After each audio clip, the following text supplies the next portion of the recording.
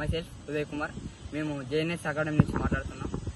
First అలా గెలవాల్సిందే మాకు SRH, ఎందుకంటే మాకు హోమ్ గ్రౌండ్.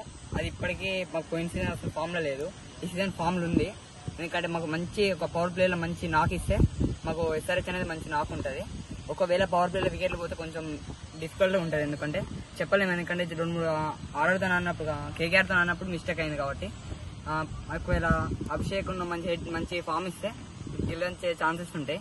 మంచి పవర్ ప్లేలో మంచి నాక్ ఇవ్వాలి. అట్లే ఇవాళ కూడా ఒకవేళ బ్రేక్ చేయాలనుకుంటే ఒక రికార్డు ఇంకా బ్రేక్ చేయాలి మనది ఎస్ఆర్హెచ్.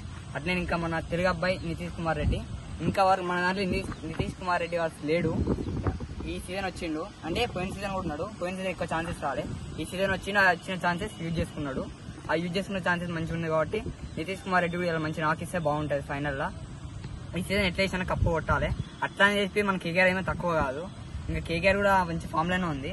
ఎందుకంటే అలా చాలా మంది సురేష్ అయినా ఇంకా సంథింగ్ చాలా మంది బ్యాటర్స్ ఉన్నారు.